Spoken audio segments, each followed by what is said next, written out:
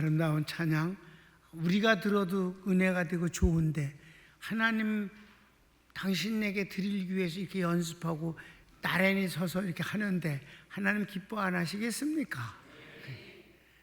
하나님이 기뻐하실 걸 생각하면 난 기뻐요. 무슨 말인지 알겠어요? 제3자 입장이 나는 담임 목사지만 직접 귀로 들으니까 이렇게 나도 쳐다보지 않고 해. 나 안 쳐다보고 해. 그냥 하나님께 드리기 때문에. 그리고 나한테도 본 척도 안 하고 시작부터 끝까지 안 봐. 하나님께 올리는 거니까 그렇잖아요. 그래도 담임 목사니까 보기도 좋고 들어도 좋지요. 그런데 방금 얘기한 대로 하나님이 얼마나 기뻐하실까라는 생각을 하면 그게 더 크다 이 말이에요. 기쁘고. 아멘. 그러니까 아이들이 유치원 다니는 애가 무슨 일이 있을 때 나와서 그 노래 부르면 잘하든 못하든 그걸 바라보고 있는 엄마의 마음이 얼마나 좋겠어요. 그죠? 그런 마음도 똑같지는 않지만 비슷하지 않겠는가. 하나님이 기뻐하실 걸 생각하면 기쁘다 이거예요. 자, 오늘 창세기 강해인데 있잖아요. 진도가 안 나가는 이유가 뭔지 알죠? 여호와하고 하나님 이름 그것 때문에 지난 시간에 좀 하다가 1과 2분만 하고 못했어요. 여호와와 하나님. 자, 제목 하나님의 언약과 할례. 예. 17장 1절부터 5절에서 하나님과 여호와의 이름이 혼용되고 함께 쓰여짐에 대해 살폈습니다. 첫 하나님의 언약은 아브라함에게 축복하심과 이름을 아브람에서 아브라함으로 부르시는 것입니다. 예. 그 여호와와 하나님이라는 용어는 이미 공부했어요. 그렇죠? 그러면 한 분이고 그 성부적 분위기, 신성적 분위기에서는 하나님이라고 용어를 쓰고 또 여호와란 말은 신성적과 인성적인 양면을 쓰고 있는데 그럼 이제 이렇게 이제 잘 가르쳤어요. 성경이 그러니까 좀 더 우리는 혼란할 것이 없다. 그냥 그런 대로 받으면 된다 그랬는데 질문을 누가 아주 꼭 필요한 질문을 하더라고요. 그게 무슨 질문이냐면 그러면 목사님, 물론 그 선교사님 중에서 질문하는 거예요. 우리가 주님의 호칭을 할 때 여호와라고 부르는 것과 하나님이라는 것과 그것이 어떤 것으로 부르는 것이 좋겠습니까? 이렇게 질문하는 거예요. 난 그 질문이 왜 이걸 모를까라고 생각이 들었어요. 난 그게 당연하기 때문에 우리 교인에게도 안 가르쳐줬고 그 강의 때도 안 했어요. 우리가 하나님을 부를 때 어떤 것이 제일 적당한가 하는 거 그거에 대해서 그래서 가르쳐줬어요. 그때는 자랑을 했어요. 딴 사람한테. 그랬더니 딴 사람이 저한테 왔어요. 목사님 그러시면 안 되지요. 뭘 그러시면 안 돼? 그 한 사람에게만 그렇게 소중한 걸 가르쳐 주시면 뭐가 소중한데? 그러니까 여호와고 하나님 말이에요. 그거 부르는 거. 네가 질문 안 해놓고 왜 지랄이야? 그러니까 이제 뭐라 그러면 그럼 목사님 이번 수요일 날 그 평강교회 예배 때 그거 한번 집어 이렇게 해주시고 지나가면 안 되시겠습니까? 그래서 그래 알았어. 그럼 그게 필요하면 해야지. 잘 들으세요. 이거 아주 우리가 호칭을 어떤 것이 하는 것이 좋을까요? 라는 거예요. 자, 우리는 호칭을 두 가지로 하는 게 제일 좋습니다. 여호와라는 단어는 쓰지 않습니다. 하나님이라는 단어와 주라는 단어를 쓰면 됩니다. 이제 금방 딱 됐어요? 하나님이라는 단어를 쓰고 또 주라는 단어는 여호와라는 말 자체가 주라는 뜻이고 그 여호와가 사람으로 오신 분이 예수님이시고 그 예수님이 우리의 구원을 다 완성하셨고 지금 하나님 보좌 우편에서 대지상과 보혜사로 계시고 아멘. 그 예수님이 성령으로 우리 속에 와 계신다.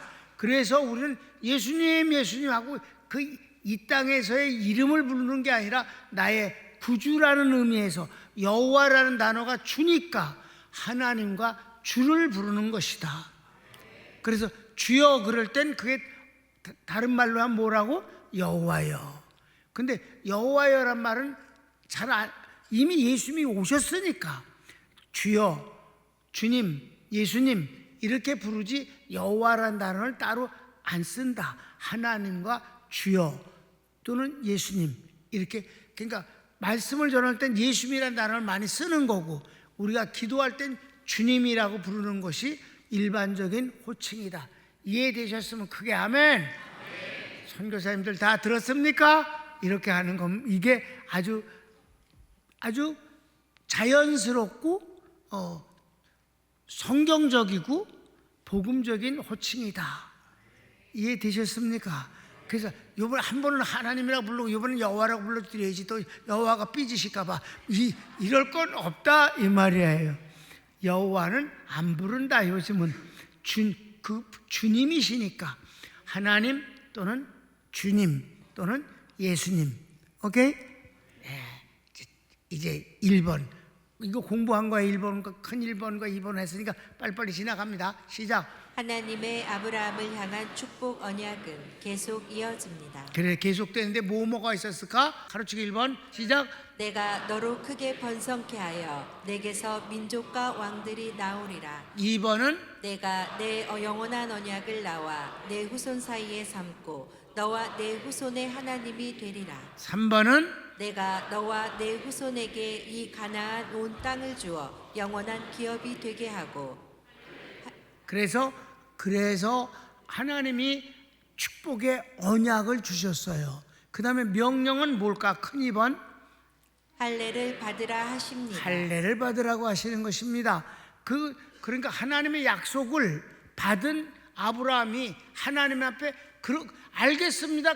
그 축복은 제게 주신 겁니다. 그리고 저는 그걸 받은 주인공이 됐습니다.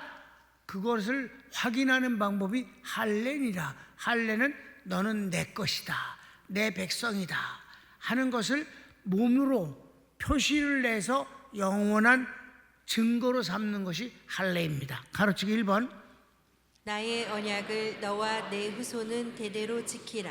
네, 그게 뭔가? 2번 너희 중 남자는 다 할례를 받으라. 이것이 나와 내 후손 사이에 지킬 언약이니라. 이렇게 됐어요. 그런데 여러분 참 사도행전 15장에 예루살렘 총회에서 이렇게 하나님이 정한 약속이고 증거인데도 불구하고 율법 지키지 않아도 된다, 구원과 상관없는 일이며 할례도 필요 없다 라고 결정하는 일은 보통 일이 아닙니다. 이건 혁신입니다. 아멘. 그러니까 유대인들이 방방 뛰고 연병을 하는 건 당연한 것이에요, 사실. 그런데 그것이 복음이니까 거절할 수 있었다는 것이지. 그걸 여러분 가만히 생각을 해보면 이렇게 하나님이 정하신 명령이고 언약의 증거입니다. 그거 이방인들 왜 필요 없을까? 할례가 아주 필요 없다고 하지 않았어요? 디모데에게는 할례를 행했잖아. 그렇죠? 디도에게는 안 했잖아. 왜? 이방인이니까. 그거를 바울이 복음적인 면에서 딱딱 구분을 하고 분리할 수 있었다는 건, 그리고 그걸 행할 수 있는 배짱이 보통이 아니다. 우리가 예배를 드리기로 작정으로 생명 바쳐 예배를 드려서 하나님은 우리에게 유언의 복을 주셨고, 장로 제도가 비성경적이니까 우리 교회는 장로 제도라는 것을 없애버리고 우린 그냥 서울 평강교회로 존재한다. 그래도 소속은 장로교단에 소속은 하고 있다. 이것도요. 그런데 이거에 대해서 시비 거는 놈이 하나도 없다는 것도, 이것도 보통 일이 아니야. 사람들이 그걸 참 이상스럽게, 그래서 교단에서 아무 말도 안 해?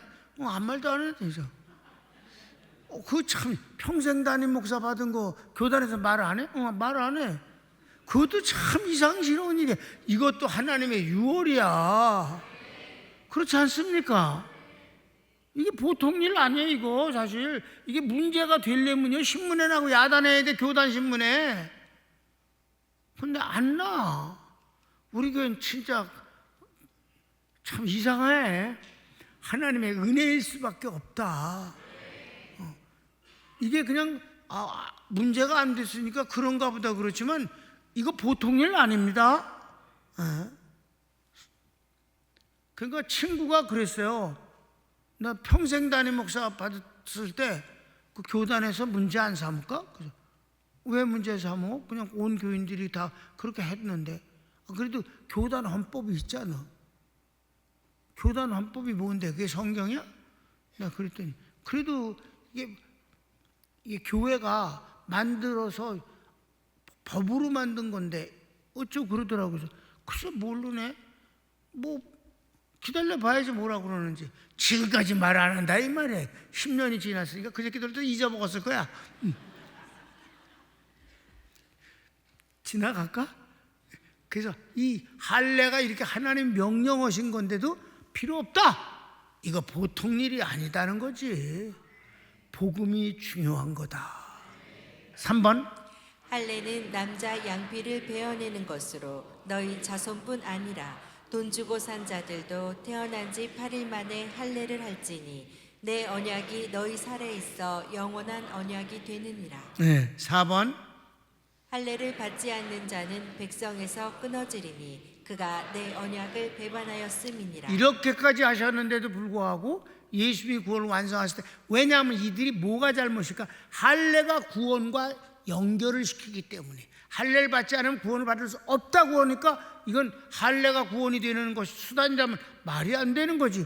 예수님만이 우리의 구원의 조건이 되고 수단이 되는 건데, 그래서 그네들이 그런 말 안 했으면 그냥 놔뒀을 거예요, 자유롭게. 그런데 그것이 조건이 되기 때문에 조건은 없다 하니까, 그러니까 율법도 할례도 때려치워라. 오직 예수님만이 우리의 구원이시다.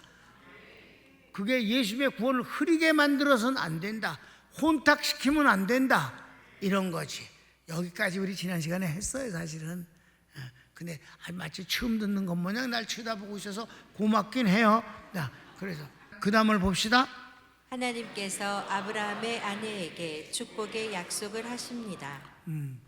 이건 하나님의 아브라함에게 약속을 하시더니 이번엔 아내에게 약속을 하시는데, 사실은 아내에게 약속을 하는 건데 대화는 아브라함하고 하는 거예요.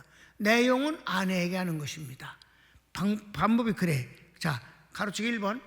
하나님께서 아브라함에게 내 아내의 이름을 사레라 하지 말고 이제부터는 사라라 하라 하십니다. 이름을 바꿔줬어요. 아브라함에서 아브라함이라고 바꿔주신 것이 이제 1절에서 5절 사이에 나타난 것이라면, 이번에는 아내의 이름까지도 바꿔주셨다. 호칭이라는 것이 중요한 거예요. 호칭이. 지금 중요한 거. 교회 이름도 난 중요하다고 생각하는데 하나님이 응답을 주시기 때문에 주신 것이라서 난 진짜 긍지를 갖고 감사합니다. 그냥 골라 잡아서 아무거나 지은 게 아니라 하나님이 응답을 주셨으니까, 그것도 제주도에서 폭풍 가운데서 응답을 주셔서 진짜 어찌 내가 그걸 잊겠소. 그 바닷물이 그 포말과 함께 그렇게 거품과 함께 얼굴을 때리던 그 생각이 엊그제 같다. 이 말이에요. 하나님의 응답은 안 잊어먹어줘요. 안 잊어먹어줘. 그러니까 여러분 50년 만에 그 자리를 겨우 찾아갖고 사진 찍어갖고 온 거잖아. 그런 거예요. 그런데도 불구하고 복음이 더 우선이다. 여기 할례부터 더 우선이다. 그래서 내가 2번. 사라에게 복을 주어 내게 아들을 낳아주고 여러 민족의 어머니가 되게 하고 여러 왕이 그녀에게서 나리니 하십니다. 그래요. 그래서 성경을 읽읍시다. 내가 그에게 그에게 복을 주어 그로 내게 아들을 낳아주게 하며 내가 그에게 복을 주어 그로 열국의 어미가 되게 하리니 민족의 열왕이 그에게서 나리라. 어마어마한 축복이다 이 말이에요. 여기 이 이삭에 대한 축복의 내용과 나중에 이스마엘에 대한 축복의 내용이 아주 격이 차이가 나요. 왜냐하면 똑같은 아들이잖아. 육신의 혈적으로는 똑같으잖아. 아브라함 입장에서 보면. 그렇죠? 그런데다 이스마엘이 먼저 났잖아요. 얘는 아직 태어나지도 않았잖아, 이삭은. 그러니까 얼마나 그 이스마엘에 대한 애틋한 마음이 아브라함에게 육신이니까 있지 않겠소? 그래, 그건 이제 나중에 비교해서 보겠습니다. 그래서 3번. 아브라함이 하나님 말씀을 듣고 엎드려 웃으며 마음속으로 내가 100세고 아내가 90세인데 어찌 자식을 낳을까 하며 하나님 이스마엘이나 하나님 앞에 살기 원합니다 라고 합니다. 그래, 나이가 지금 몇 살인데 이제 99이나 됐는데, 그리고 아내도 그렇고, 근데 무슨 어떻게 아기를 낳을까? 이건 이제 속으로만 생각한 거예요. 그러면서 하나님 앞에 입을 열어서 여기서는 여호와입니다. 18장은 여호와에 다. 왜? 여호와는 인성적인 면이잖아. 이게 17장이지. 17장은 하나님이야. 18장은 여호와고. 아셨죠? 그러니까 할례, 언약 이런 거는 하나님이 하시는 거예요. 아멘? 그 다음에 식사 나누고, 그 다음에 너 웃었지? 안 웃었나이다. 웃었어. 이런 건 여호와야. 이해됐습니까? 아주 인성적으로 이렇게 따뜻한 대화, 이런 거는 여호와예요. 하나님은 떡떡 정해져 있어요. 권위 있게. 17장은 하나님이에요. 그래서 아까 내가 18장을, 왜냐면 18장하고 자꾸 이렇게 연결이 돼요. 왜냐면 내가 오늘 18장 해야 되는 날이거든. 4번은 하나님께서 이르시되 아니라 내 아내 사라가 내게 아들을 낳으리니 아이 이름을 이삭이라 하라. 내가 이삭과 언약을 세우리니 이삭의 후손에게 영원한 언약이 되리라. 그래, 이거는 아브라함하고 대화를 나누지만 내용은 사라가 아기를 낳아야 된단 말이에요. 그렇습니까? 그러니까 임신도 안 된 아기의 이름을 이삭이라고 벌써 주님은 이름을 주셨다 이 말입니다. 그래서 그 다음에 4번. 하나님께서 아브라함에게 이스마엘에 대하여 내가 이스마엘이나 하나님 앞에 살기 원한다는 내 말을 들었나니 내가 그도 복을 주어 생육하고 번성하여 큰 나라를 이루리라. 이삭과의 비교를 보면 이삭에게는 언약하시고 이스마엘에게는 복을 주실 뿐이며 이삭의 후손으로는 여러 왕이 나오나 이스마엘의 후손은 12방백이라 하십니다. 비교가 되죠? 그래서 이스마엘의 후손이 아랍 전체입니다. 지금 아셨습니까? 그래서 아랍인들도 어디까지는 믿습니까? 모세 오경은 믿습니다. 그리고 아브라함이 자기네들의 믿음의 조상이라고 믿습니다. 그 대신 예수님은 거절하고 그네들은 마호멧이라는 또 다른 그리스도 메시아를 대신에 세우는 것입니다. 그 대신 아브라함은 똑같이 믿는다 이 말이에요. 왜? 이스마엘의 후손이니까. 진짜 이스마엘의 후손이니까 그네들은. 그래서 이스마엘의 후손은 12방백 많은 나라를 세우겠다. 그대로 됐습니다. 그 대신 이삭에게는 왕들이 나온다고 하는 것이고 축복이 전혀 달라요. 그러니까 하나님이 아브라함이 이스마엘이나 잘 자랐으면 좋겠습니다 라고 했을 때, 그래 네가 이스마엘에 대해서는 애틋한 마음을 갖고 있으니 내가 그도 축복을 하겠다. 그러나 그는 육신적인 면에서는 번성하고 축복을 받겠지만은 영적인 면에서는 관계가 없는 사람이다. 아멘. 그렇게 됐어요. 자, 큰 5번. 남아있는 내 언약은 내년에 태어날 이삭과 세우리라 하십니다. 하나님은 이렇게 정확하신 분이에요. 야, 남은 언약이 있는데 너하고 너 아내에겐 얘기 끝났어. 내년에 내가 와서는 태어날 이삭과 언약을 맺을 거야. 이런 걸 보면 하나님은 평등은 아니에요. 하나님이 사랑하실 자를 사랑하시고 축복하실 자를 축복하시고 택한 백성을 구원하시는 것입니다. 우리가 택한 백성이 됐다는 자체만으로도 기뻐할 수 있어야 하고 그걸 귀히 여겨야 합니다. 그걸 귀히 여기지 아니하면 하나님이 날 택해 주셨다는 걸 귀히 여기지 않는데 무슨 하나님의 축복을 바라겠소.